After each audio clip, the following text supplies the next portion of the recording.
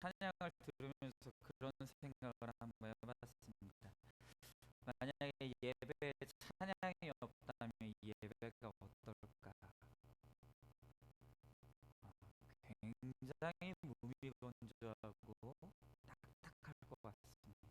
네, 이렇게 아름다운 찬양으로 우리의 마음이 이렇게 풀어지고 열려진 상태에서 우리가 또 주의 말씀을 받기 때문에 또 이 말씀이 더욱더 힘이 있지 않을까 그런 생각이 듭니다. 우리가 각자의 자리에서 이렇게 섬기고 봉사하는 그것이 바로 하나님의 교회를 든든히 세우는데 힘이 되고 능력이 되는 줄로 믿습니다. 우리가 각자의 자리에서 정말로 하나님께 영광 돌림으로 말미암아 정말 하나님이 기뻐하시는 우리 각자의 삶이 되기를 소망을 합니다. 오늘 벌써 2월 마지막 주입니다. 이제 봄비가 내리고 있는데 이제 우리가 아, 하나님의 이 예배하신 때들을 우리가 날마다 기다리고 맞이하면서 하나님이 우리들에게 베푸시는 은혜들이 우리 은혜들을 항상 좀 누렸으면 좋겠습니다. 오늘 우리가 나눌 말씀의 제목은 율법인가 은혜인가 율법인가 은혜인가라는 제목으로 하나님의 말씀을 함께 나누기를 소망을 합니다. 여러분 이제까지 우리는 이 창세기 이제 13장부터 시작을 해서 믿음의 조상 아브라함의 믿음의 행보를 지금 우리가 보아오고 있습니다. 그런데 뜻밖에도 우리가 훌륭한 우리 믿음의 선배요, 또 훌륭한 우리 믿음의 어떤 모델 케이스로 알았던 이 아브라함이 사실은 굉장히 연약한 사람이고 또 허물이 많은 사람이라는 것을 지금 우리가 보아오고 있습니다. 아, 정말 이 아브라함이 얼마나 연약한 사람인가를 대표적으로 보여주는 이 하이라이트 같은 사건이 있어. 그것이 무엇입니까? 아브라함이 아내인 사례를 팔아먹었어.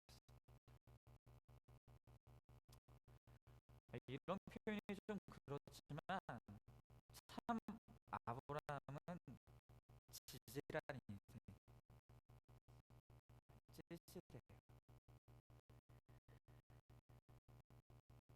근데 이 아브라함이 자꾸 이렇게 사고 치고 또 이렇게 자꾸 못난 모습을 보이고 자신의 허물을 드러내면 드러낼수록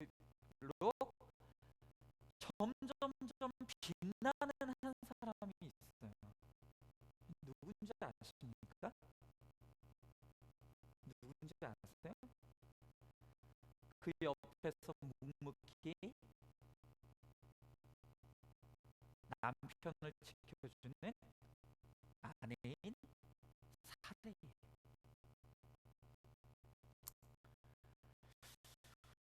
제가 보기에 이 사례는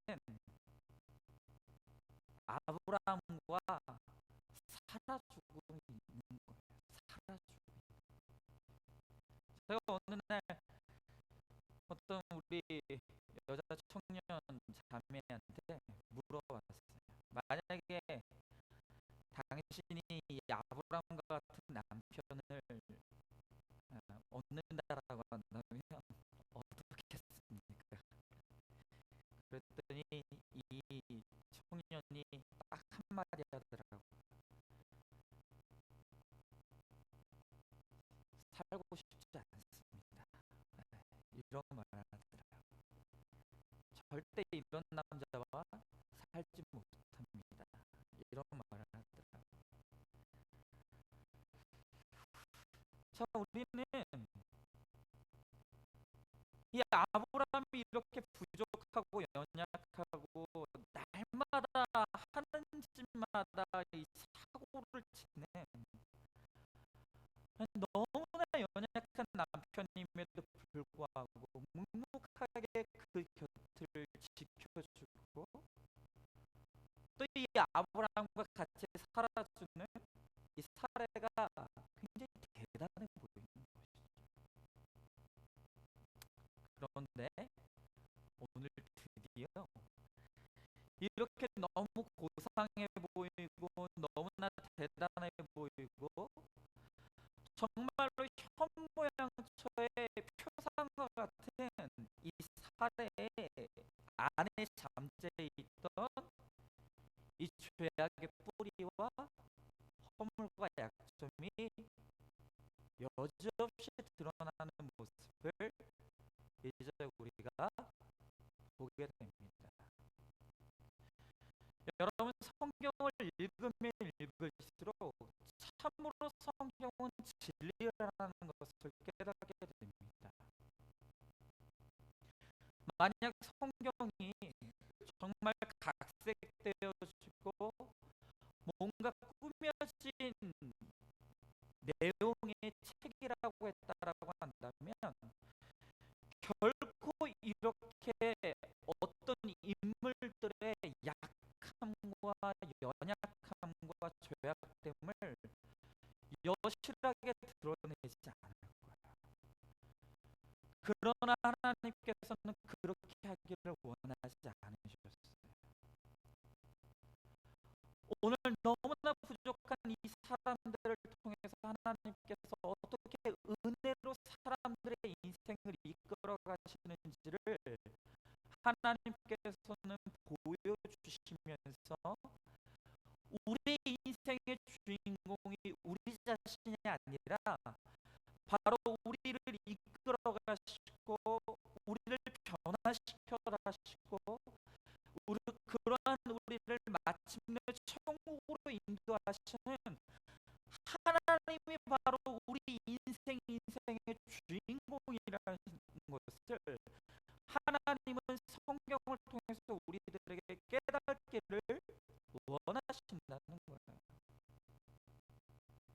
여러분, 그래서 오늘 우리는 너무나 현모양처인 것만 같았고 이렇게 지질한 남편과 살아주는 것 같은 이런 대단한 아내였던 것 같았던 이런 사례 안에 뿌리 깊게 잡혀 있었던 이 죄악,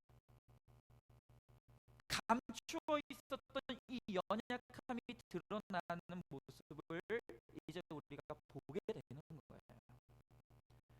여러분, 그래서 이제까지는 아브라함의 실수편이었다라고 한다면 오늘 이 창세기 16장은 아내인 사라의 실수편. 저는 이 본문의 16장을 무척 기다리고 있었습니다. 왜냐하면 제가 의도치 않게 아브라함을 통해서 너무 남자들을 많이 험담을 했어요. 그래서 오늘 날 잡고 이제 여자들을 험담을 한번 해보려고 합니다. 네. 여러분, 우리가 이 사례를 보면서 한 가지 특별히 짚고 넘어갈 것이 있는데 제가 여러분, 이 세상에 특별한 사람 없습니다. 여러분, 우리가 사람에 대해서 특별한 기대를 가지고 특별한 어떤 의지를 한다라고 하는 것은 어리석은 거예요. 이렇게 이제까지 너무나 묵묵하게 그 남편의 곁을 지켜주는 것 같았던 사례임에도 불구하고 그 사례의 내면을 막상 들여다보니까 이건 뭐 아브라함보다 훨씬 더 뿌리 깊은 죄악이 도사리고 있었던 것을 바라보면서, 여러분, 우리는 이 세상을 살아가면서 그 누구에게도 특별한 기대와 믿음을 가져서는 안 된다는 것을 다시 꼭 짚고 넘어가셔야 되는 거예요. 여러분, 그래서 우리 믿음의 사람들은 절대 입 밖으로 나는 속았다라는 말 하셔서는 안 되는 거예요. 왜 그렇습니까? 속이는 사람은 믿음이 없어서 속였다 쳐요. 믿는 우리는 성경을 통해서 날마다 하나님께서 사람은 믿음의 대상이 아니라고, 사람은 특별한 기대의 대상이 아니라고 우리들에게 늘 가르쳐 주셨는데, 우리는 날마다 사람을 의지하다가 속았다고 그러는 거예요. 여러분, 그래서 성경은 속인 사람보다 속은 사람이 더 나쁘다고 얘기해요.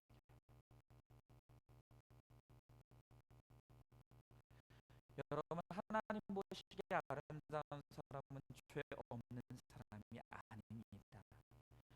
왜냐하면 의인은 없나니 하나도 없기 때문에. 정말로 하나님께서 보실 때 아름다운 사람은 자기가 죄인인 것을 깨닫고 인정하고 자기를 자기 죄를 날마다 보면서 회개할 줄 아는 사람이 하나님 보시기에 가장 아름다운 사람인 줄로 믿습니다. 여러분, 우리는 그런 사람이 되어야 돼요. 여러분, 그런데 최근에 이 카톨릭에서 아주 의미 있는 연구 발표를 하나 했습니다. 이게 뭐냐면, 우리 기독교는 우리가 죄를 범하고 우리 마음 가운데 죄책감이 있을 때 뭘 하죠? 하나님 앞에 나가서 회개를 하죠. 그런데 이 가톨릭은요, 회개를 하는 것이 아니라 사자 앞에 나가서 뭘 합니까? 고해성사를.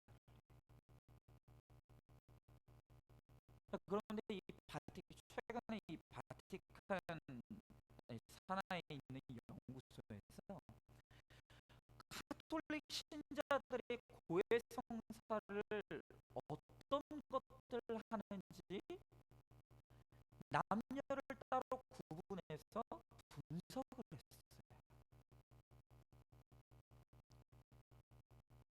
남자는 주로 어떤 죄를 가지고 고해성사를 하는지, 여성들은 또 어떤 죄를 가지고 고해성사를 하는지 분석을 하는 거예요. 그리고 그 죄의 목록들을 한번 나열해 봤다는 거예요. 자, 그들의 연구에 의하면 남자가 저지르는 죄, 남자가 가장 많이 고해성사를 하는 죄 1, 2, 3 목록이 뭐냐? 첫째, 정욕. 둘째, 탐식. 셋째, 나태. 우리 남성들 동의하시죠? 동의하십니까? 마치 나와는 상관없는 것처럼 자꾸 그러지 마시고, 저는 동의가 되더라고요. 남자가 가장 많이 회개하는 고해성사는 죄 1, 2, 3의 목록이 뭐냐? 첫째가 정욕이고, 둘째가 탐식이고, 셋째가 나태라.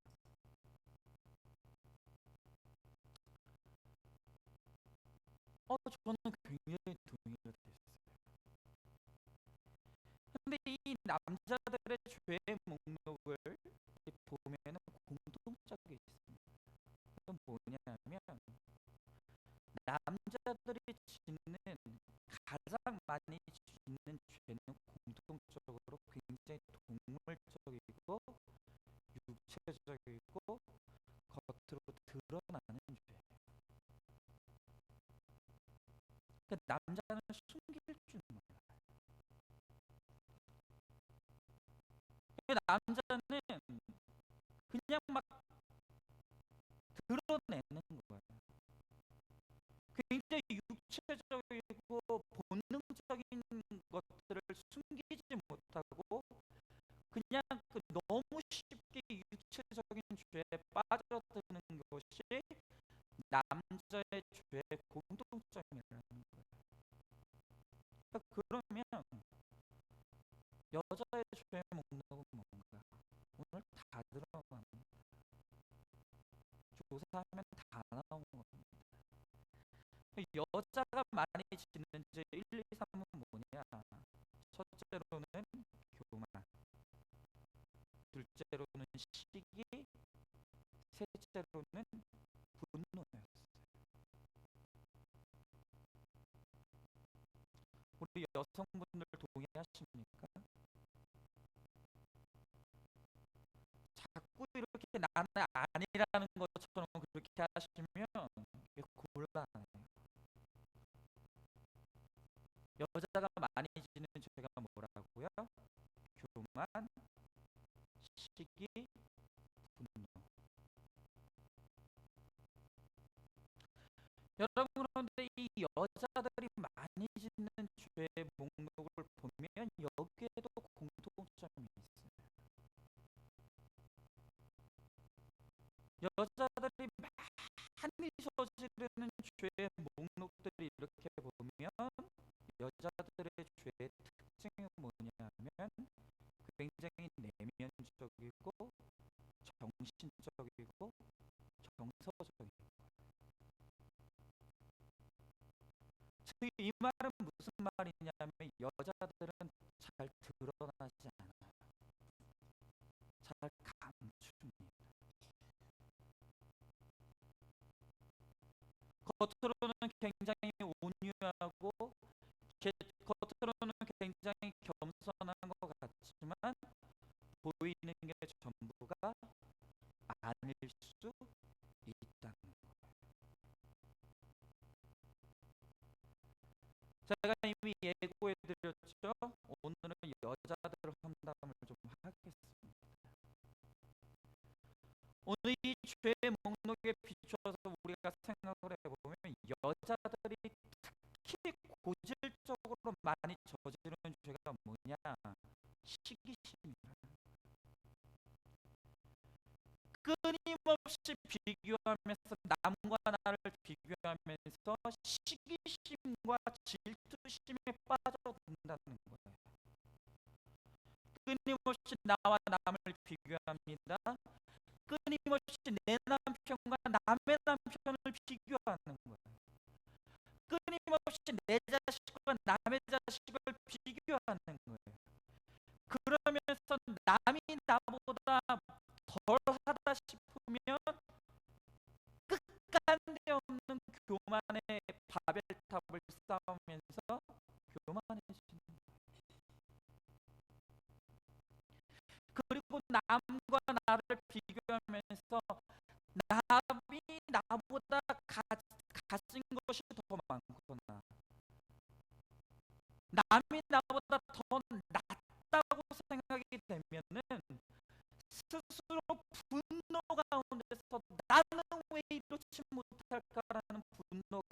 데서 비참한 지옥에 스스로 떨어진다.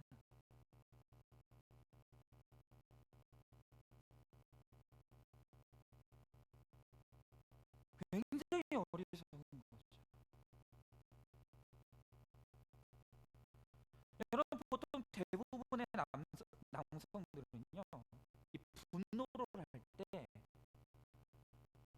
그냥 그때 그 당시 그 문제를 가지고 화를 참지 못하고 그냥 버럭하는 게 있어요. 근데 그 대신 분노할 때는 또 크게 분노를 하지만 또 잊어버리면 또 잘 잊어버려요. 자기 감정도 잘 잊어버리지만 남의 감정도 잘 잊어버려요. 남성은 단순, 굉장히 강해 보이지만 아무것도 없어요. 그런데 여자들을 우리가 보통 생각하기를, 여자들은 화를 잘 참고 굉장히 남성보다는 온유하다고 생각하는 경향이 있지 않습니까? 그게 아니라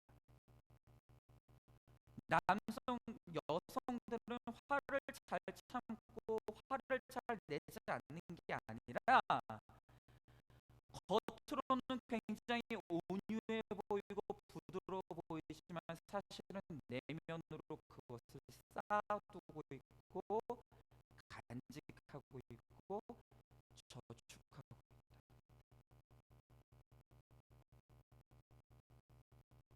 맞죠? 여러분, 그래서 남성들은 어느 날 화를 내게 되면 그때 그 문제 가지고만 화를 내지만, 여성들이 한번 폭발해서 화를 내는 순간 그 화는 그때 그 문제뿐만이 아니라 10년 전, 20년 전 문제까지 끄집어내가지고 핵폭탄이 돼가지고 돌아오는 거예요. 남성들은 잊어버렸어요. 아무것도 몰라요.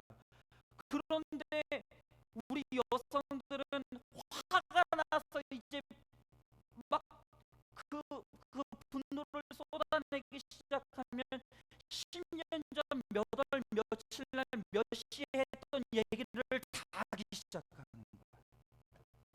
남성들은 미치는 거죠.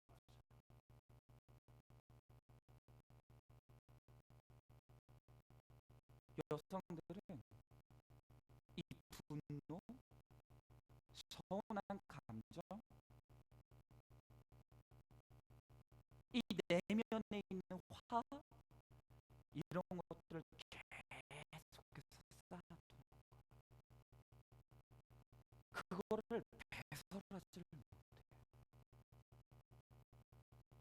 에베소서에 뭐라 그랬습니까? 화를 내어도 죄를 짓지 말고 분을 내어도 해를 넘기지 말라 그랬어요. 그런데 우리는 하나님의 은혜는 그렇게 쉽게 잊어버리면서 이 분노라는 감정, 오늘 내 안에 있는 서운한 감정, 누군가를 향한 어떤 그런 질투와 시기심의 감정들은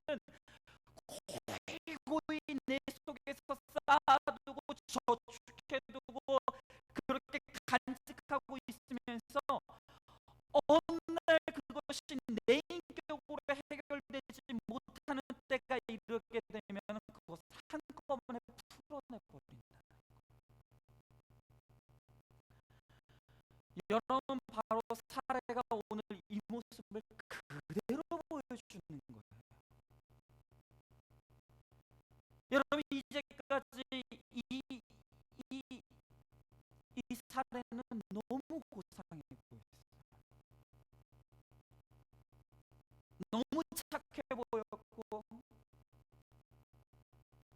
이 너무나 지질한 것 같은 이 남편과 너무나 잘 살아주는 것 같았어요. 특별히 자식을 못 낳는 것에 대해서 아브라함만 노삼쳐 사는 것 같이 이제까지 사례가 별말을 하는 것을 우리는 성경을 통해서 보질 못했어요. 그런데 사실은 그 안에서 쌓아두고 있었던, 부글부글 끓고 있었던,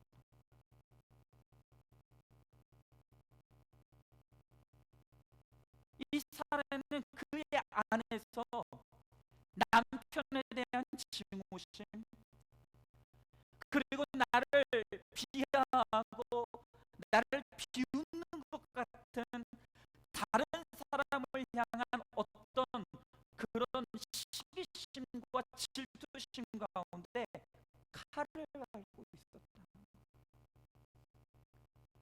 그러다 어느 날 이제 내 인격으로 억누를 수 없는 그 힘의 한계점이 왔을 때, 더 이상 어떤 내 내면의 힘으로는 더 이상 이것들을 이길 수 없는 힘의 한계점에 도달하게 됐을 때 폭발한 거예요.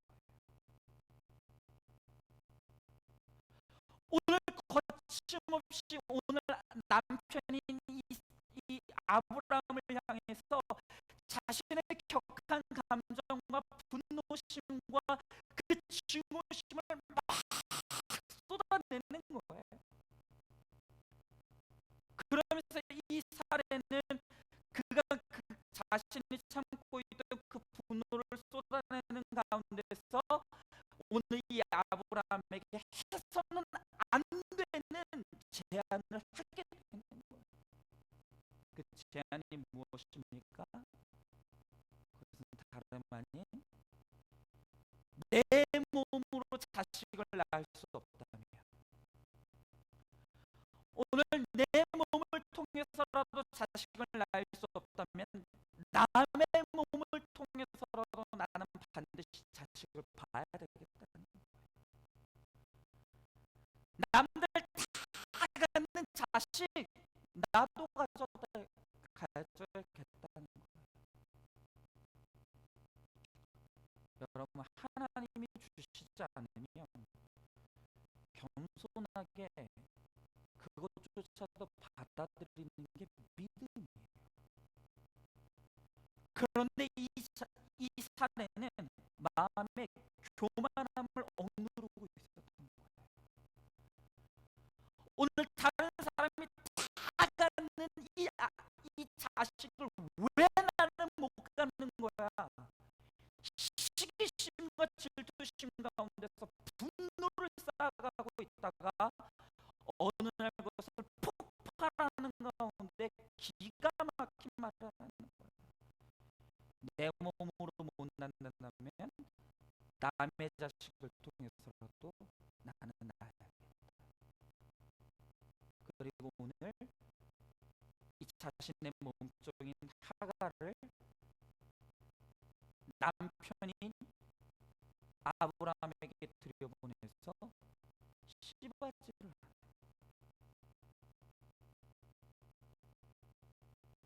이게 얼마나 무서운 일입니까? 여러분, 지금까지 우리가 보았던 사회는 너무 조용하고 조신하고 정말로 너무나 착해 보이는 사회였어요. 그런데 그것은 전부가 아니에요. 오늘 이 사례가 이 아브라함에게 보여주는 이 태도 안에는 교만과 시기와 분노라는 죄악이 다 녹아 있는 거예요. 사실은 이 사례가 진짜 무서웠던 사람인 거예요. 여러분, 그래서 우리 옛말에 여자가 하늘 품이 온유월에 서리빨이 내린다고 했는데, 이건 정말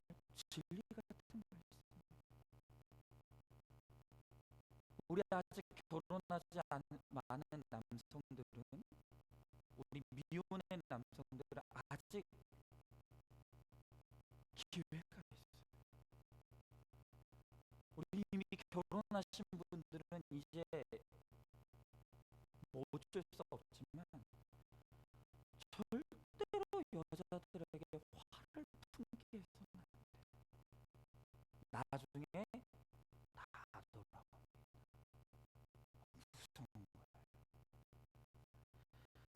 여러분, 그런데 우리가 진짜 주목할 것은 뭐냐면, 오늘 이 사례가 언뜻 보면 지금 남편을 향해서 화를 쏟아내고 있는 것처럼 보이지만, 사실은 이 사례가 쏟아내고 있는 이 분노의 대상은 남편이 아니에요.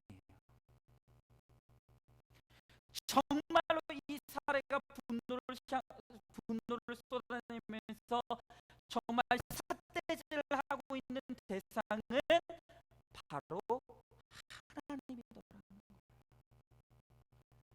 여러분, 16장 2절에 보니까 사례가 이렇게 말합니다. 사례가 아브라함에게 이르되, 여호와께서 나의 생산을 허락지 아니하셨으니 원컨대 나의 여종과 동침하라. 내가 혹 그로 말미암아 자녀를 얻을까 하노라. 여러분, 이 본문만 놓고 보면 우리 한글 번역은 너무 고상하게 번역을 해놨어요. 그런데 히브리 원문을 정확하게 직역을 해서 풀어보면 이 16장 2절은 절대로 이렇게 부드러운 내용으로 사례가 말하고 있지 않다는 것을 보여줘요. 여러분, 히브리 원문을 이 2절을 직역해서 읽어보면 이렇게 말하고 있어요.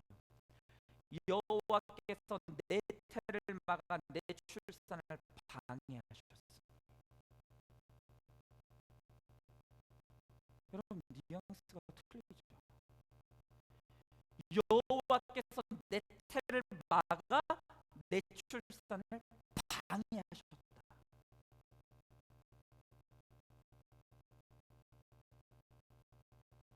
굉장히 과격하죠.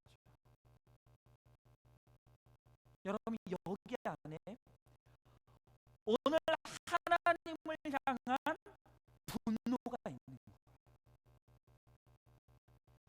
내 인생을 하나님이 망쳤다라고 하는 책임전가가 있는 거예요.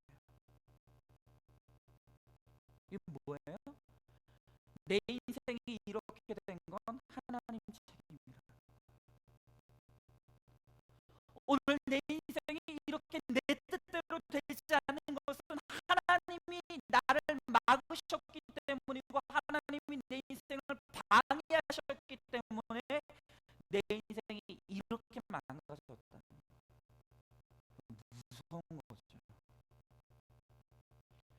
여러분, 그러면서 오늘 사례가 결국엔 선언하는 것이 뭐냐? 하나님께서 내 태를 막았으니 이제부터는 내가 하겠습니다. 오늘 이것이 사례의 선언이에요. 하나님께서 내 인생을 내 뜻대로 하지 않으시니, 그러면 이제부터 내 인생은 내 뜻대로 하겠습니다. 이게 사례의 결론.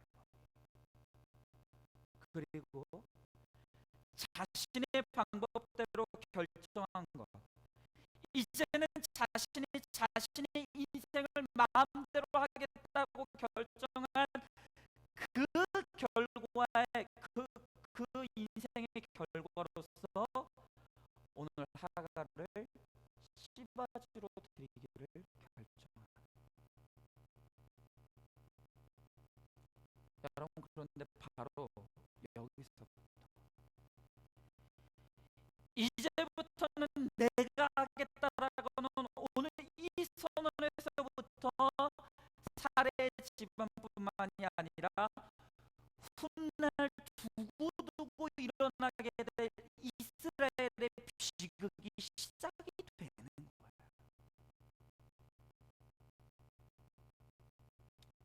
여러분, 그런데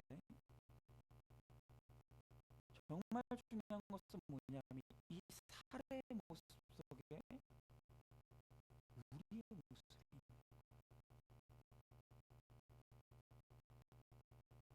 여러분, 우리도 하나님을 믿는다고 하지만 하나님 가지고는 안 된다고 하는 오늘 우리 내면 속에 불신앙이 있지 않냐는 거예요.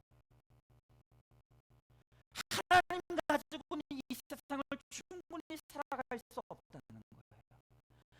하나님을 믿는 믿음 가지고는 절대로 이 세상에서 온전하게 살아갈 수 없다는 거예요.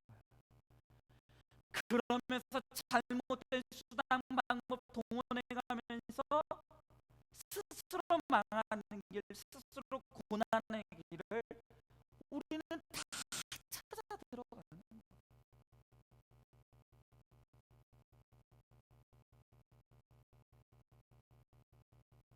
여러분, 우리가 살의 이 분노를 보고 있지만 사실은 정말 오늘 이 장면에서 안타까운 게 따로 있어요. 오늘 이와 같은 너무너무나 큰 실수를 저지르지 않을 수 있는 기회가 있었어요. 그런데 오늘 2절 하반절 보세요. 오늘 우리 본문의 16장 2절 하반절 보니까 이렇게 나와 있어요.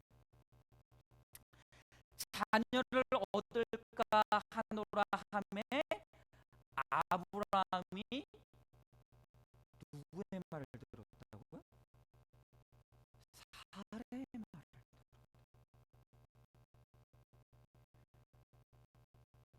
사례의 말을 들으니까 여러분, 여기서 아브라함이 사례의 말을 들으니라 라는 이 말은 굉장히 중요한 표현이에요.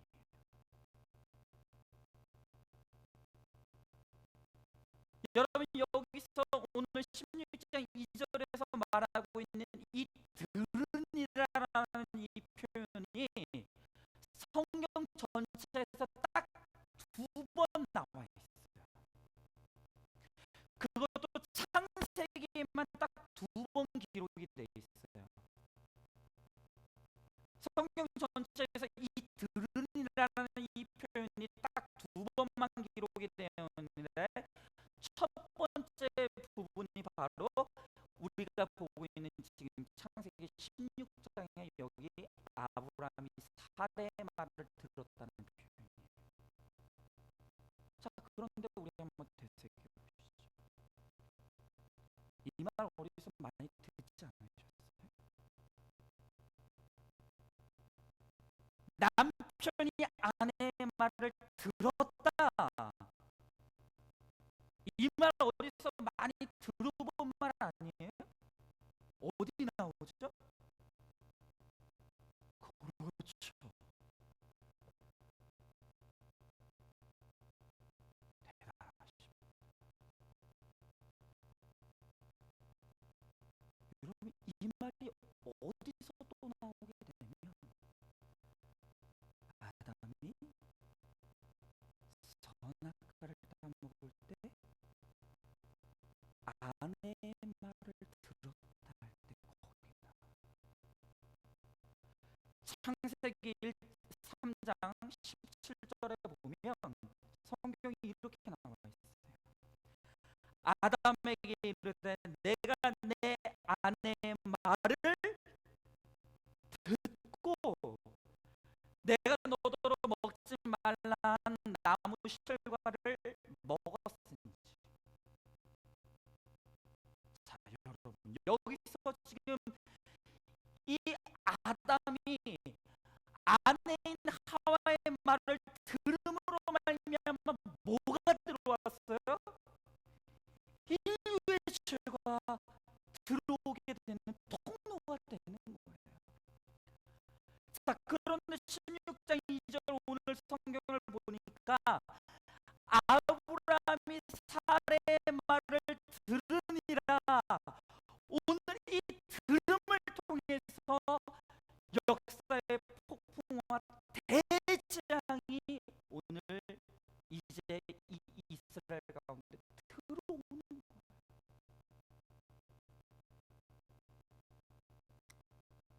여러분, 그런데 오늘 이 본문 들을 때 해석 잘 하셔야 돼요. 오늘 우리 남성들 가운데 분명히 속으로 그렇지, 역시 여자의 말은 듣는 게 아니야. 네. 암탉 울면 집안이 망한다고 했는데 역시 틀린 말이 아니었어. 이렇게 해석하면 안 돼. 지금 성경이 그걸 이야기하려는 거예요.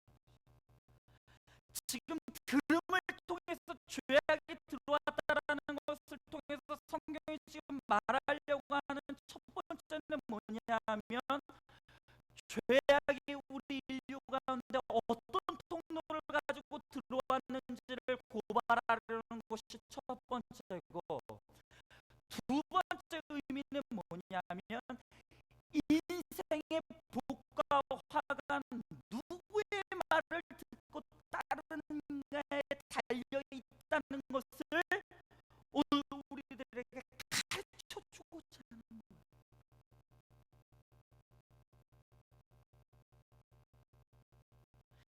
아담이 하와의 말을 들음으로 말미암아 죄가 들어왔어요. 아브라함이 사례의 말을 들음으로 말미암아 그 집안 가운데 비극이 시작됐다는 거예요.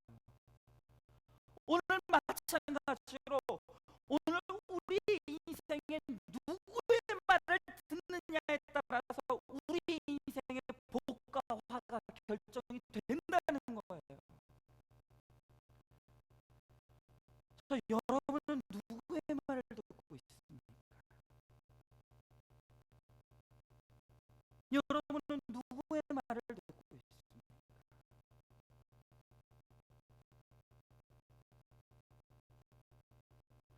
여러분, 아침에 일어나서 가장 먼저 하는 게 뭐죠? 여러분, 아침에 가장 먼저 일어나면 텔레비전을 틀고 뉴스를 보십니까? 신문을 보십니까?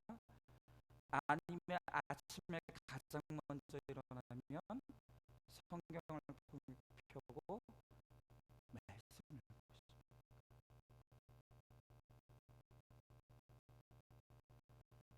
여러분, 우리가 하루를 시작할 때 말씀으로 시작할 때 그때부터 문제 해결이 시작돼요. 그러나 우리가 아침에 일어나서 세상의 소리를 기울이고 텔레비전을 켜고 뉴스를 펴는 순간 그때부터 우리 인생에 문제가 시작되는 거예요. 오늘 이 아담의 인생 속에, 오늘 이 아브라함의 인생 속에 왜 문제가 들어왔습니까? 왜 죄악이 들어왔습니까? 그것은 듣지 말아야 될 소리를 들었기 때문이라는 거예요.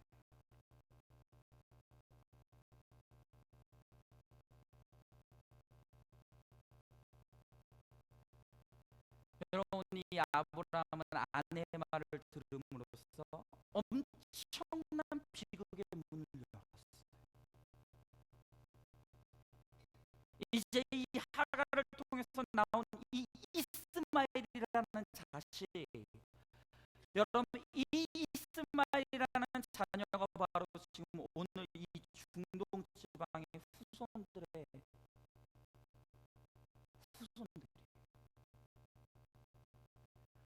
여러분 우리가 듣도 보지 못한 뭐 IS라는 테러 단체 있죠.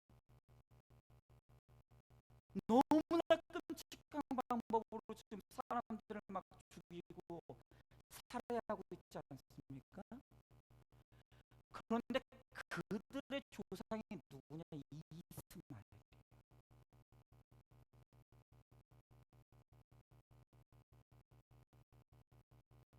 아브라함이 시바지로 드린 이 하가를 통해서 나온 이 이스마엘이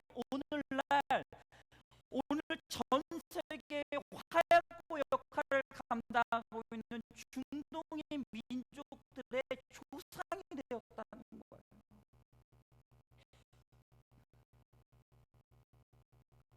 여러분 그러면 오늘 우리가 이 본문을 통해서 영적이고 신앙적인 차원에서 몇 가지 초점을 좀 봐야 되는데요. 여러분 우리 장로교의 아버지 존 칼빈은 믿음이 무엇인가 우리들에게 이야기할 때 믿음이란 긴 기다림이다 이렇게 표현했어요. 존 칼빈은 믿음을 뭐라고 가르치느냐? 그것은 긴 기다림이다. 그렇게 가르치더라고요. 여러분 저는 이 칼빈의 말에 전적으로 동의해요. 그런데 이것은 칼빈의 정의뿐만이 아니라 성경이 우리들에게 믿음이 무엇인지를 가르쳐주는 정의예요. 여러분 베드로서 3장 9절에 보니까 성경이 이렇게 말하고 있습니다. 우리 베드로서 3장 9절에 있는 말씀 우리 다 같이 한번 읽어보도록 하겠습니다. 베드로서 3장 9절입니다. 시작. 주의 약속은 어떤 이에 더디다고 생각하는 것 같이 더딘 것이 아니라 오직 너희를 대하여 오래 참으사 아무도 멸망치 않고 다 회개하기에 이르기를 원하시느니라. 아멘. 여기에 보면 하나님의 약속은 우리가 생각하기에는 더디다는 느낌을 받을 수밖에 없다. 여러분 우리가 믿음 생활을 할 때 날마다 마음에 드는 의구심이 뭐냐면 하나님의 약속은 왜 이렇게 더디게 올까? 하나님의 응답은 왜 이렇게 더디게 올까? 이런 느낌을 가질 수밖에 없다는 거예요. 그런데 진실한 내용은 뭐냐면 우리가 하나님의 약속을 기다리고 있는 것이 아니라 하나님이 우리에 대해서 어떻게 하고 계시다고요? 참고 계시다.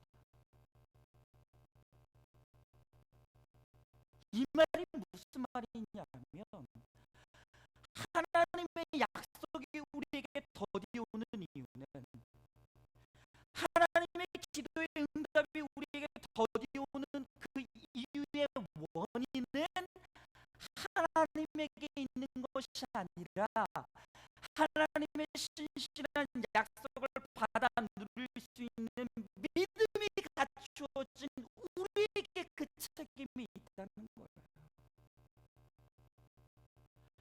하나님의 그 신실한 약속을 받아 누릴 축복의 그릇이 갖추어져 있지 않은 우리에게 있다는 거예요. 오히려 하나님께서는 우리가 그 약속을 받을 수 있는 믿음이 갖추어지도록 그 축복의 그릇이 갖추어지도록 끊임없이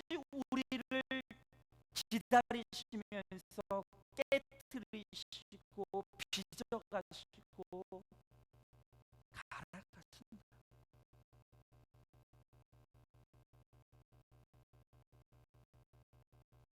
오늘 그것이 바로 하나님의 약속이 더디 온다고 느껴지는 너무나 중요한 이유라는 거예요. 여러분 오늘 보면 보세요. 지금 사례가 왜 이런 황당한 결정을 했습니까? 왜 아브라함이 사례의 제안에 동의해서 넘어갔습니까? 그것은 하나님의 약속에 대한 실체를 바라보고 기다리지 못했기 때문에.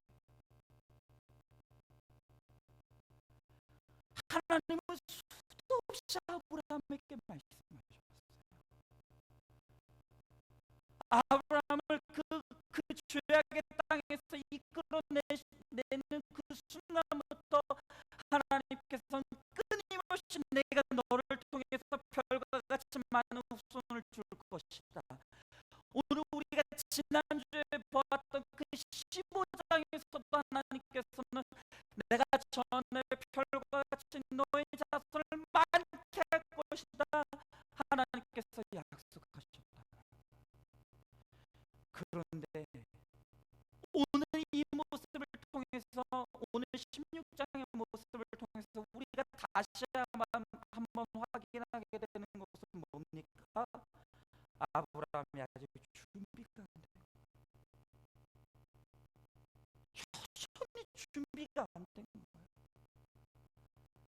하나님이 그렇게 약속의 말씀을 주시는데도 믿음으로 그것을 받아들일 준비가 되어 있잖아요. 여러분 그래서 이 아브라함이 선택하는 게 이 사례가 선택하는 게 뭡니까? 제3의 방법을 선택하는, 제3의 수단을 만들어내는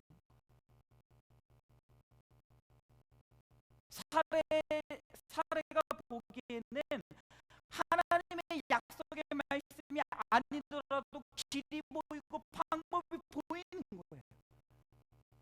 그게 더 빨라 보이는 거예요. 여러분 그런데 우리 신앙의 문제가 바로 여기에 있는 것입니다. 여러분 우리 신앙인들에게 가장 복된 환경이 뭔지 아세요? 정말로 진정으로 우리가 믿음의 눈을 떠보면 정말로 우리 가운데 복된 환경이 뭔지 아십니까? 그것은 내가 내 손으로 할 수 있는 방법이 없어질 때,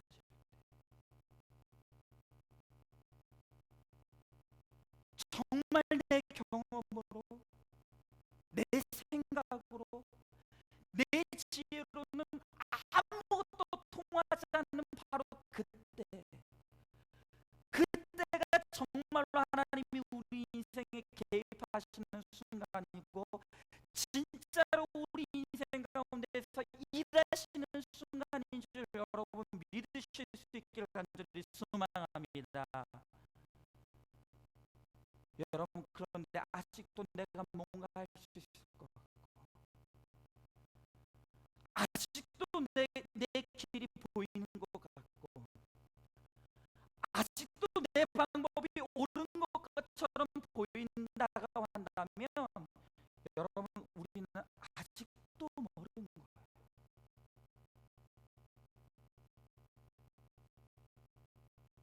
여러분 우리가 오늘 이 사례처럼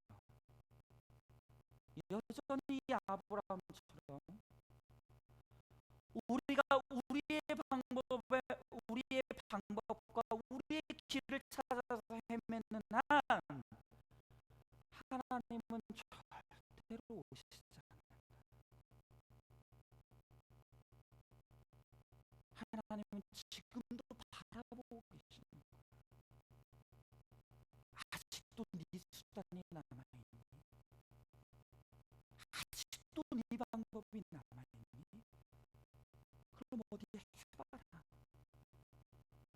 그럼 네 수단과 방법 가지고 네 인생에 무엇을 낳는지 네가 한번 해봐라. 하나님이 계속 기다리시는, 그러면서 계속해서 나의 방법과 나의 수단과 나의 길을 따라가게 될 때, 그때 낳게 되는 게 뭐예요? 그게 이스마엘인 거예요.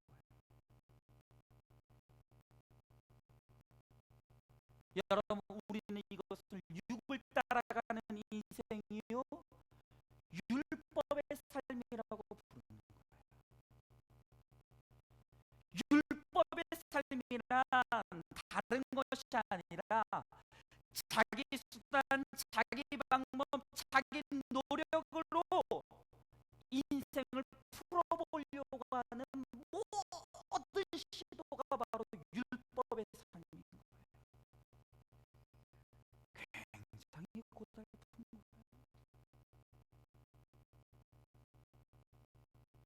내 힘으로 내 인생을 풀 수가 없어요.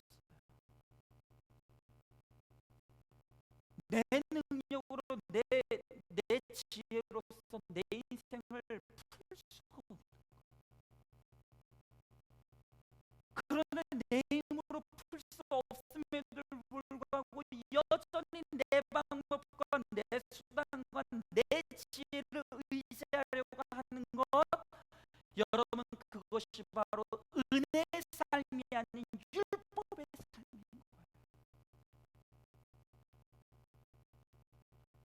여러분, 우리는 늘 하나님의 은혜를 간구하고 하나님의 은혜를 위하여서 기도한다고 하면서도 여전히 실생활의 우리의 삶에서는 율법의 삶에 머물러 있다.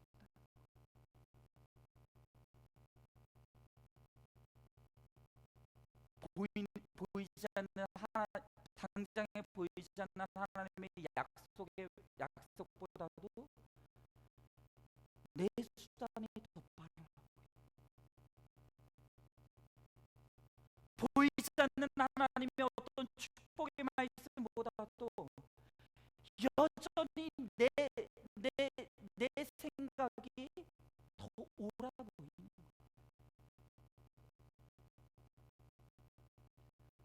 여러분, 그래서 우리 믿음의 사람들이 제일 순종하기 힘들어하는 게 뭐냐면 기다림이에요.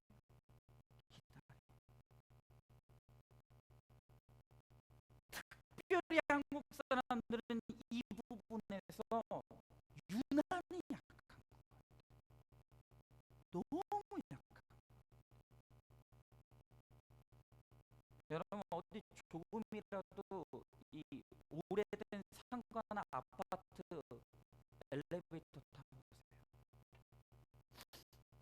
저는 아파트 별로 살아본 적이 없어요. 별로가 아니라 아예 안 살아요. 오래된 상가나 아파트 들어가셔서 엘리베이터 보세요. 그러면 어김없이 우리나라 아파트에는, 엘리베이터에는 닫힘이랑 눌림 버튼이 무슨 뭐 불로 지진 것처럼 다 움푹 다 들어가 있어요. 글씨가 다 지워졌어요. 왜요? 못 기다려.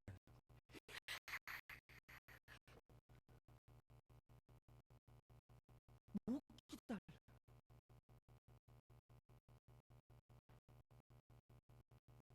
여러분, 한국의 외국인들 오면 가장 빨리 배우는 게, 여러분 잘 아시죠? 첫 번째로 욕이에요. 욕. 두 번째로 뭐예요? 빨리 빨리 빨리.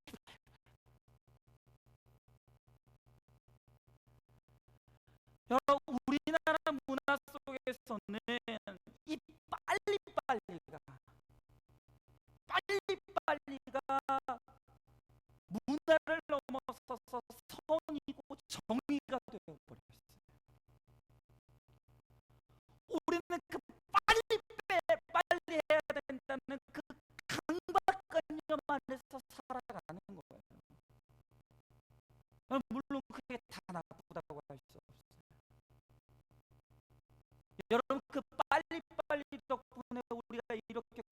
속에 성장을 이루었죠. 그러나 문제는 뭐냐면 우리의 믿음 안에서도 오늘 이 빨리빨리 무언가 되어야 된다는 우리 안에 이 강박관념이 하나님의 말씀보다도 우리를 앞서게 하는 거예요. 하나님의 타임보다도 우리를 앞서게 하는 거예요. 그러면서 하나님의 기다림을 기다리지 못하고 날마다 우리 수단, 우리 방법, 우리의 생각대로 살아가다가 우리는 날마다 후회와 탄식의 이스마엘을 낳으며 살아가는 거예요.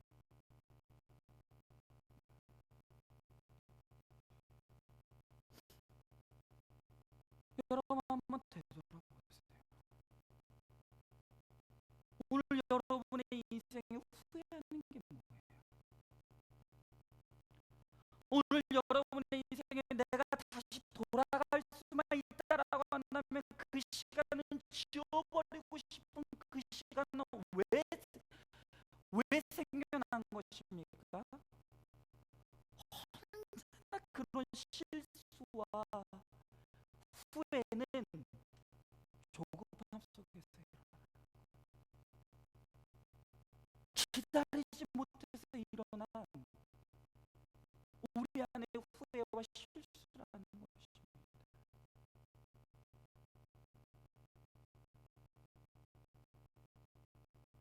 여러분 그래서 오늘 6절에 보니까 아브라함이 사라에게 이르되 그대의 여종은 그대의 수중에 있으니 그대의 뭐 할 때로요? 눈에 좋을 때. 여러분 이게 얼마나 무서운 말인지 아십니까? 여러분 아담의 때로부터 이 금단의 열매를 따먹게 될 때 그 유혹의 통로가 어디였어요? 보암직도.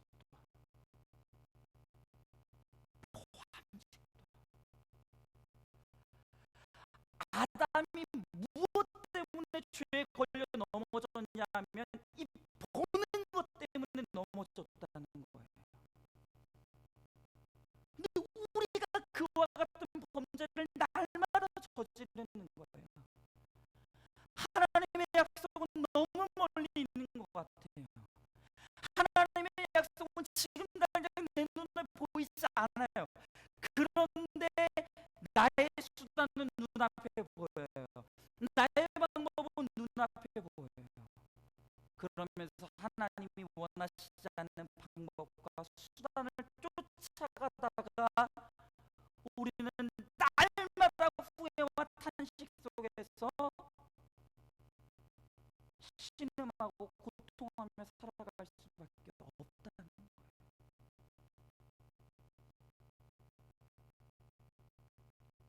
여러분 언제나 우리 그리스도인은 보이지 않는 허상을 쫓아가는 게 아니에요. 보이는 실체가 있어요. 우리는 지금 당장 보이지 않을지라도 믿음으로 하나님의 길을 걸어가는 이유는 바로 하나님의 약속의 말씀이 있기 때문이에요. 오늘 이 약속의 말씀을 붙들고 우리는 믿고 기다리면서 믿음의 길을 걸어갈 수가 있는 거예요. 여러분 저는 지난주에 말씀드렸었어요. 제가 성경을 읽을 때 반드시 날마다 하는 습관이 있다고 했어요.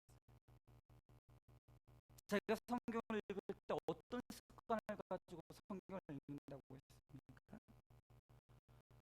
어떤 한 사람에게 하나님께서 약속의 말씀을 주면 반드시 저는 그 사람의 이름을 빼고 제 이름을 집어넣습니다.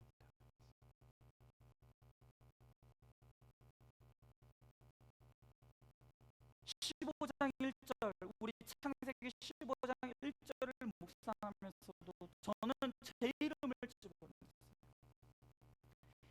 이후에 여호와의 말씀이 환상 중에 은성이에게 임하여 이르시되 은성아 두려워하지 말라. 나는 내 방패요 너의 지극히 큰 상급이.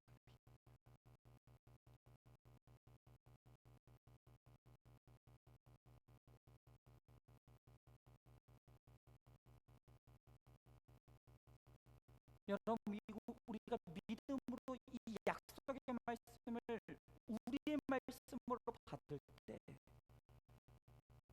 이것은 마침내 하나님의 때가 되어서 실체로 드러나는 거예요. 여러분, 마찬가지로 아브라함은 당시에 이 말씀을 믿었다고 했어요. 여러분, 그럼 믿었으면 좀 기다려야 되는 거 아니에요? 믿었으면 그 하나님의 말씀이 이루어질 때까지 기다려야 되는 거 아니에요? 틀림없이 하나님이 이루어 주실 텐데 아브라함과 우리는 그것을 믿고 기다리지 못하고 조바심 내고 두려워하다가 스스로 잘못된 방법, 잘못된 길로 빠져가다가 이스마엘을 낳는 인생을 살아가는 거예요.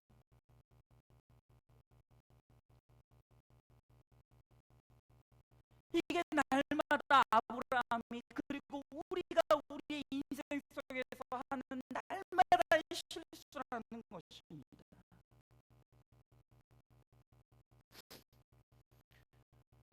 여러분, 맥스 루케이도라는 이 기독교 작가가 우리들에게 이런 이야기를 들려줘요. 어떤 한 부부가 7살 난 아들하고 기차를 타고 바다 여행을 갔어요. 그런데 이제 1시간 정도 이 여행을 가다 보니까 여러분, 요 정도 되는 어린아이들이 부모에게 하는 예상되는 질문이 있잖아요. 그게 뭐예요? 엄마, 얼마나 남았어? 이때부터 이제 곤란해지는 거예요. 이 아이가 물어보고, 엄마, 얼마나 남았어? 근데 이 7살짜리 아이가 시간 개념이 없잖아요. 그럼 이 아이한테 이제 400km가 남았는데 120km의 속도로 우리가 달려가다 보면 몇 시간 후에는 도착할, 이게 안 됐잖아요. 근데 이 엄마가 이 정도 되면 현명해요. 엄마가 뭐라고 대답하냐면 이렇게 대답해요. 얘야, 내가 동화책을 3번만 읽으면 우리가 바닷가에 도착할 거야. 이 정도만 해도 훌륭한 엄마예요. 근데 이 아이가 너무 빨리 도착하고 싶은 거예요. 그래서 동화책을 엄마가 생각할 때는 3번만 이게 이 정독해서 읽으면 도착할 거라고 생각했는데 이 아이는 너무 마음이 급하니까는 그냥 속속으로 읽어가지고 30분 만에 다 읽어버린 거예요. 그러면서 기대하는 눈으로 또 엄마한테 물어보는 거야. 엄마, 언제 도착해?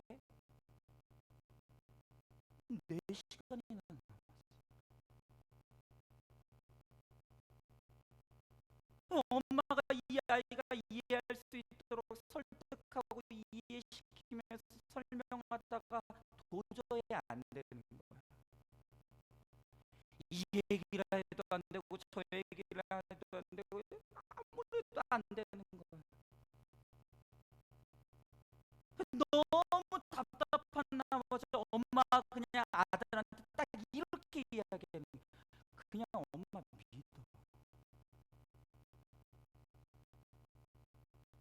그냥 좀 엄마 믿어. 때 되면 도착하는 거야.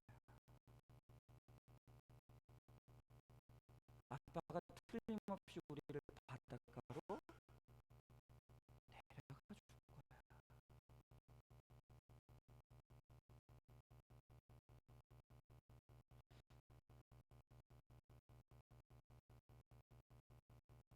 여러분, 맥스 루키에도가 우리들에게 그렇게 이야기해. 이 아이가 우리의 모습. 아빠가 틀림없이 우리를 바닷가로 데려다 줄 때 하나님께서 우리를 틀림없이 그 약속의 땅으로 데려다 줄 텐데 우리는 끊임없이 그 아빠를 믿지 못하고 그 하나님을 믿지 못하고 끊임없이 하나님 언제입니까? 언제입니까? 언제입니까?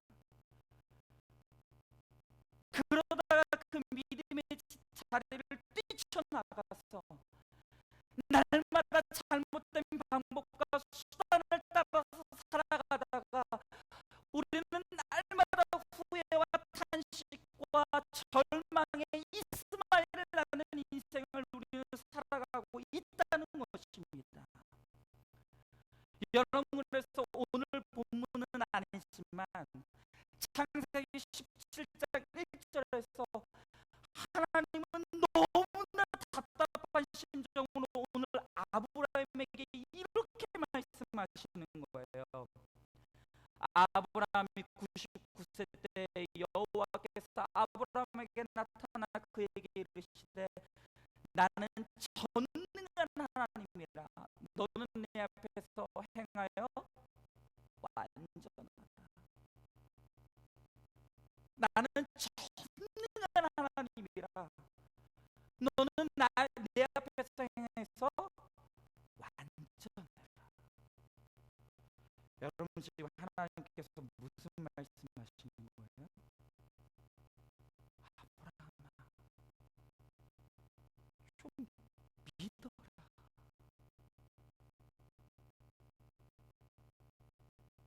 내가 전능한 하나님이다. 내가 그렇게 무능한 하나님이 아니다.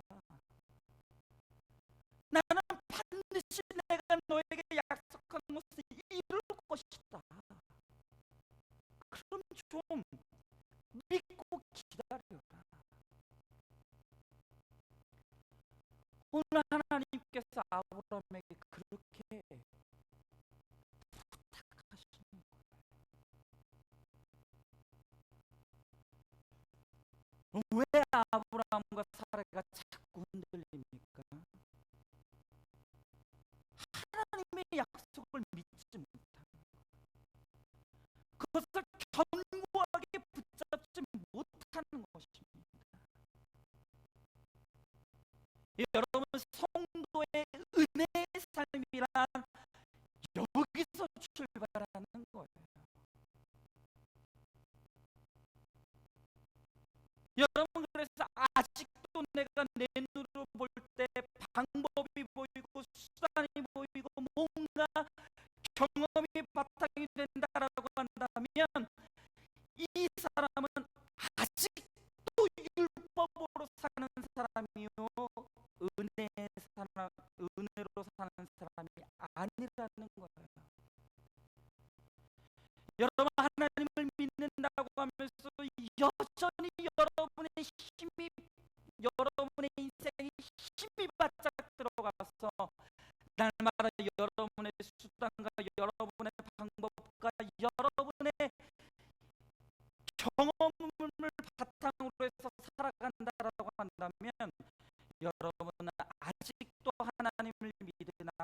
은혜를 경험해 본 적이 없는 분들, 그것은 마치 아버지가 있음에도 불구하고 아버지 없는 것 같은 고아 같은 인생을 사는 것과 똑같은 거예요.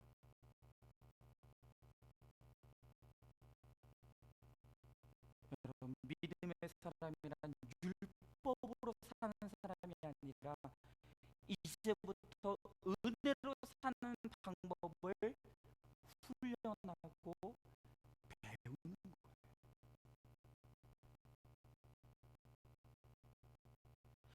여러분, 이 은혜의 원리라는 것은 뭐냐면 내게는 조건과 근거가 없다는 거예요. 전부 하나님이 일하시고 하나님이 행하시고 하나님께서 이루실 것이라는 것을 믿고 기다리며 믿음의 자리에서 하나님을 바라보는 것, 여러분, 그것이 바로 은혜로 되어지는 인생을 사는 사람들의 축복이라는 것입니다. 오늘 이것이 우리의 삶 가운데 삶의 원리가 되어야 되는 거예요.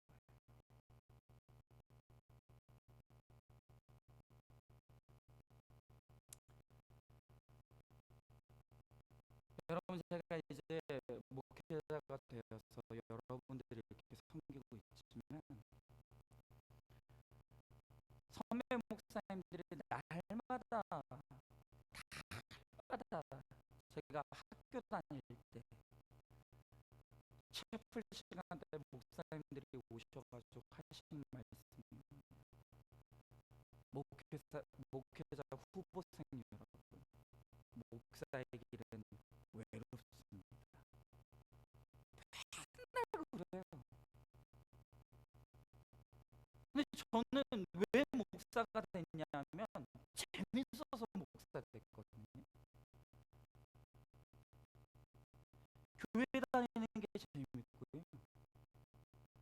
교회에서 학생회 뭐 이렇게 청년회 하는 게 너무 재밌어서 그래서 목사 된 사람이에요. 근데 목사님들은 신학교 들어가서 보니까 맨날 선배 목사님들은 뭐라 그러냐면 목사에게로 외롭습니다. 목사는 외롭습니다. 뭐 이해가 안 됐어요.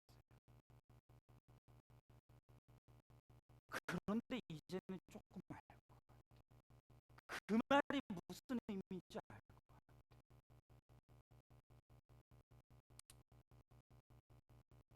여러분, 이제 우리가 다음 주부터 오후 예배가 없어져요. 그리고 이제 우리 성경 소그룹 나눔이 시작이 됩니다. 여러분, 제 안에 두려움이 없는 게 이미 우리 안산중학교에 너무나 익숙한 시스템이 있어요. 너무나 편안한 시스템이 있어요. 그런데 그걸 지금 다 갈아엎고 새로 시작하는 거예요. 여러분들 중에 어떤 분들은 젊은 목사가 철이 없어가지고 그냥 객기로 지금 이렇게 한다 생각하시는 분들도 있을 수 있어요. 여러분, 그러나 제가 몇 날 며칠 잠 못 이루는 시간들을 보내지 않았던 게 아니에요. 제 안에도 우리 안산중학교에 대한 이런 변화들을 일으키며 나갈 때 두려움이 가득합니다. 근데 제가 어떻게 이런 길을 걸어갈 수 있는 줄 아세요? 하나님이 저한테 보여주시는 5년 후에 우리 안산중학교에 대한 비전을 봐요. 하나님이 저한테 들려주신 10년 후에 우리 안산중학교에 대한 하나님의 말씀을 날마다 듣는 거예요. 제가 보고 듣고 있기 때문에 하나님께서 보여주시는 우리 안산중앙교회 미래, 하나님께서 들려주시는 우리 안산중앙교회 비전을 제가 보고 들으며 가고 있기 때문에 제가 이 길을 걸어갈 수가 있는 거예요. 근데 문제는 뭔지 아세요? 저는 봤거든요. 저는 들었거든요. 그런데 여러분들은 보지 못해요. 듣지를 못해요.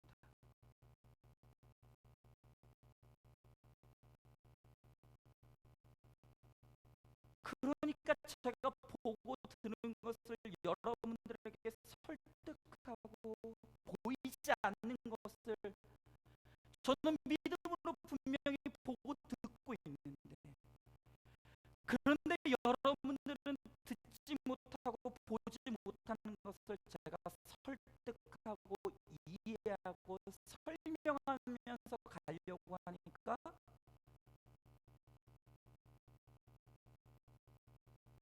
이게 힘든 거예요.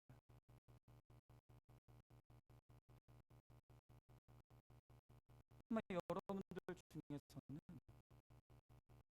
도대체 이게 무슨 소용이 있나? 도대체 힘들게 이런 일들을 왜 하나? 굉장히 관망하는 자세로 이 일들이 어떻게 되어질 것인가 구경하는 분들도 분명히 있을 거예요. 상관없어. 상관없어. 저는 그런 것들에 절망하지 않아요. 왜냐하면 하나님이 저에게 보여주시는 너무나 뚜렷한 비전이 있기 때문에, 하나님이 저에게 들려주시는 너무나 뚜렷한 말씀 안에서 하나님의 약속의 말씀이 있기 때문이에요. 여러분, 그 약속의 말씀을 붙들고 그 비전을 바라볼 수 있으면 지금 당장 내 눈앞에 잡히는 게 없다 할지라도 여러분, 우리는 믿음으로 담대하게 이 걸음들, 이 모험의 걸음을 하게 된다는 것입니다.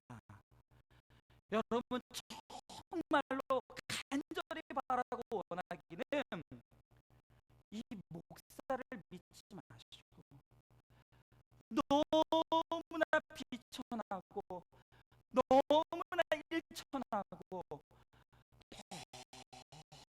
너무나 아직도 연소한 이 불완전한 목사를 믿지 마시고 이 부족한 목사를 통해서도 비전을 보여주시고 하나님의 약속의 말씀을 들려주시는 제 뒤에 계시는 하나님을 믿고 바라보시면서 저와 함께 이 모험을 시작할 수 있기를 간절히 소망합니다. 여러분, 그러면 반드시 5년 후에 10년 후에 하나님께서 이 안산중앙교회를 이루실 놀라운 하나님의 역사하심을 여러분들은 반드시 바라볼 수 있고 반드시 동참할 수 있다는 거예요. 저는 약속할 수 있어요. 저는 확실하게 약속할 수 있어요. 저의 이름을 걸고 약속하는 것이 아니라 하나님께서 저에게 주시는 그 약속의 말씀으로 오늘 여러분들에게 분명하게 약속드릴 수 있다는 것입니다. 여러분, 우리 한 해를 시작하는 이 시점에서 한 해를 조망해 볼 수 있기를 바랍니다. 오늘 우리들 가운데 이런 분들이 있을 거예요. 도무지 길이 보이지 않고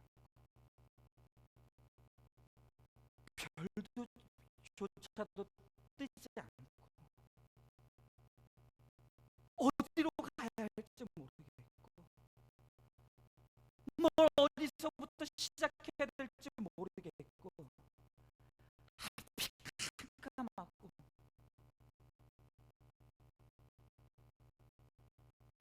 정말 내가 할 수 있는 것이 아무것도 없는 것 같은, 여러분 그런 환경 가운데 있는 분들이 있을 수 있을 거예요. 정말 내가 믿음으로 살려고 해도 절망감이 끊임없이 내 안에 들어오면서 정말로 내가 할 수 있는 것이 아무것도 없어서 무기력감을 느끼시는 분들 있을 수 있을 거예요. 그러나 여러분 기뻐하셔야 돼요. 그러나 여러분 기뻐하셔야 돼요. 왜냐하면 바로 거기가 하나님이 진짜 개입해 들어오시는 타이밍이고 하나님이 진짜로 거기서부터 일하시는 시간이시기 때문인 줄로 믿습니다. 여러분 우리 믿음의 눈을 뜨면 바로 그것이 축복인 거예요. 내가 곧 약할 때 그것이 강함이라. 미천한 자들을 부르사 강한 자들을 부끄럽게 하시고. 여러분 이것이 하나님이 일하시는 방식이요 원리예요. 하나님은 내가 가장 약해져 있을 때 그때 능력으로 우리들에게 찾아오시는 거예요. 하나님은 우리가 가장 미천한 자라고 고백할 때 우리를 통해서 가장 지혜롭고 강한 자를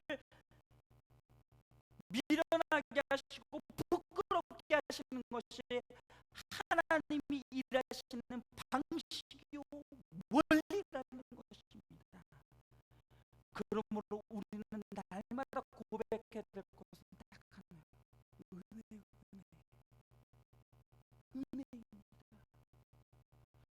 우리가 온전히 하나님의 은혜만을 고백하고 그 은혜를 하나님 앞에 고백하며 나아갈 때 나의 고백을 통해서 하나님께서는 놀라운 역사를 이루어 주시는 줄로 믿습니다.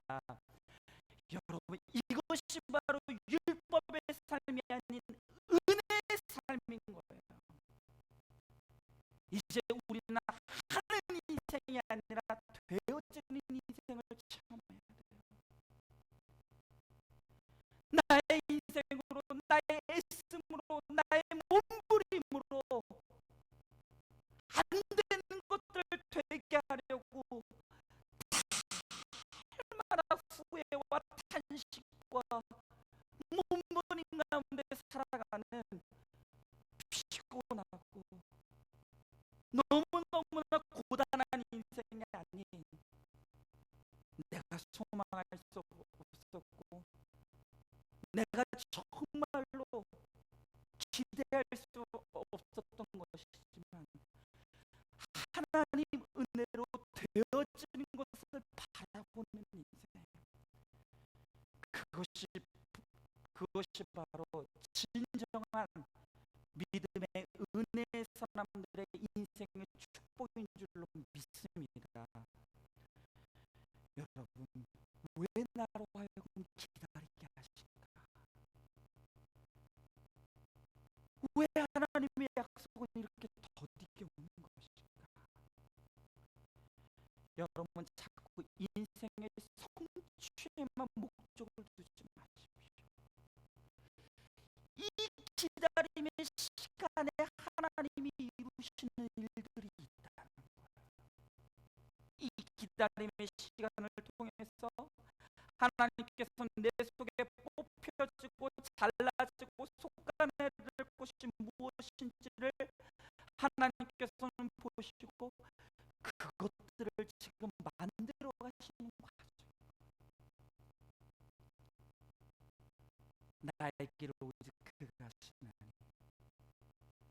그가 나를 단련하시니 내가 순금같이 되어 하나님 앞에 나오리라.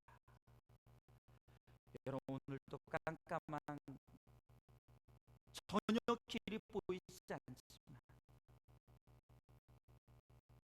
오늘 그 기다림의 시간 속에서 나를 단련하시고 나를 빚으시고 깎으시고 나를 견고한 믿음의 그릇으로 만들어 가심으로 말미암아 그 견고하게 만들어진 믿음의 그릇에 하나님의 풍성한 주의 약속의 축복이, 하나님의 풍성한 그 약속의 은혜가 우리들 가운데 가득히 채워지는 저와 여러분의 복된 삶 우리 모두가 되실 수 있기를 주 예수 그리스도로 간절히 축원드리겠습니다. 오늘 이 시간 우리 다 같이 한번 기도할 수 있었으면 좋겠습니다. 여러분들은 무엇을 낳으며 살아가는 인생입니까?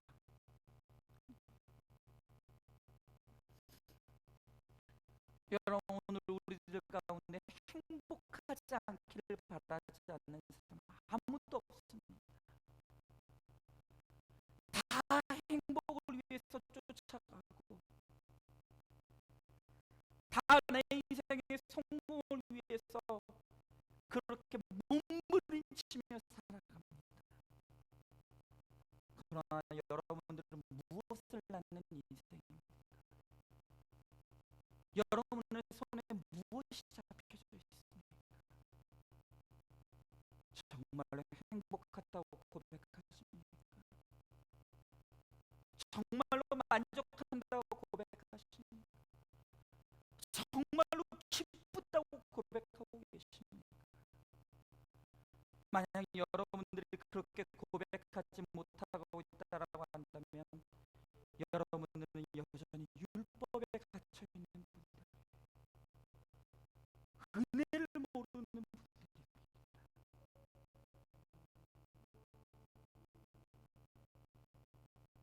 하나님이 우리를 이끌어가기를 원하시는데